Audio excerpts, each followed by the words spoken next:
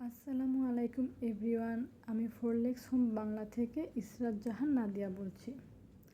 আজকে আমি যে বিষয়টি নিয়ে কথা বলবো সেটি হচ্ছে কিভাবে ঘরে বসে বিড়ালের কান পরিষ্কার করবেন। তো ভিডিওতে যে বিড়ালটি দেখতে পাচ্ছেন সে হচ্ছে আমার আদরের বিড়াল, ওর নাম হচ্ছে জ্যাক পার্সিয়ান। তো ওর কান আমাকে প্রায় মাঝে মাঝে পরিষ্কার করতে হয়, সপ্তাহে 2 থেকে 3 বার ওর কান পরিষ্কার করতে হয়। ওর কানে অনেক ময়লা জমে যায়।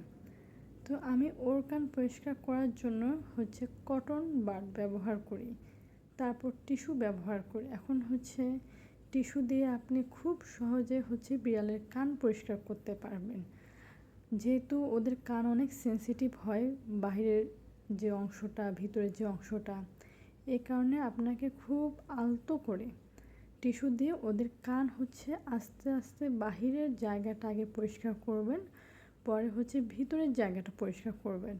তো ভিডিওতে দেখতে পাচ্ছেন আমি একটা টিস্যু দিয়ে ওর কানের যে বাহিরের অংশটা ওটা পরিষ্কার করে দিচ্ছি হালকা করে, তারপর হচ্ছে ভিতরের অংশটুকু পরিষ্কার করব। তো ওদের কানে হচ্ছে গিয়ে দেখা যায় প্রায় ময়লা জমে যায়। এখন ময়লা যদি আপনি পরিষ্কার না করেন তখন দেখা যায় আবার ইনফেকশন হতে পারে কিংবা মাইটস হতে পারে। তো বিড়ালের কান যদি আপনি অনেক দিন যাবৎ পরিষ্কার না করেন, ময়লা যদি জমে যায়, তাহলে সেক্ষেত্রে দেখা যায় বিড়ালের হচ্ছে বিভিন্ন রকম ইনফেকশন হয়ে যেতে পারে ভিতরে, যেহেতু ওদের কানটা অনেক সেন্সিটিভ। আবার এছাড়াও হচ্ছে গিয়ে ওদের মাইটস হতে পারে। তো যদি এইরকম কিছু হয় তখন আপনারা অবশ্যই ডক্টরের পরামর্শ নেবেন। আর বাসায় বসে যখন বিড়ালের কান পরিষ্কার করবেন তখন হয় কটন বাড দিয়ে না হয় টিস্যু দিয়ে পরিষ্কার করলেই হয়ে যাবে। তো বিড়ালের কান টিস্যু দিয়ে পরিষ্কার করার পর আমি হচ্ছে কটন বার ব্যবহার করছি ভিতরের যে অংশটুকু। তো ভিতরের অংশটুকু অনেক সেন্সিটিভ, যার কারণে আমি ওই জায়গায় হচ্ছে কটন বার ব্যবহার করছি। একদম আস্তে আস্তে করে ওদের কানের ময়লাটা নিয়ে আসবেন,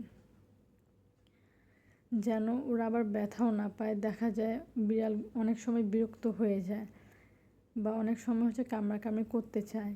তো আদর করে তারপর হচ্ছে ওদের কানটা পরিষ্কার করে নেবেন।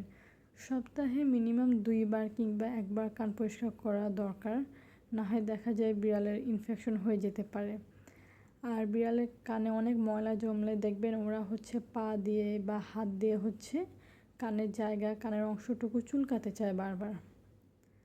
তো আমি খুব সুন্দর করে হচ্ছে আমার বিড়ালের কানটা পরিষ্কার করে ফেলছি। তো এছাড়াও বিড়াল যেন কোনোভাবেই ব্যথা না হয় সেদিকে লক্ষ্য রেখে কিন্তু কানটা পরিষ্কার করতে হবে। আমি এখানে কিছু ছবি দিয়ে দিচ্ছি, আপনারা খুব সহজে বুঝতে পারবেন। মাইটস যদি হয়ে থাকে তাহলে অবশ্যই ডক্টরের পরামর্শ নেবেন।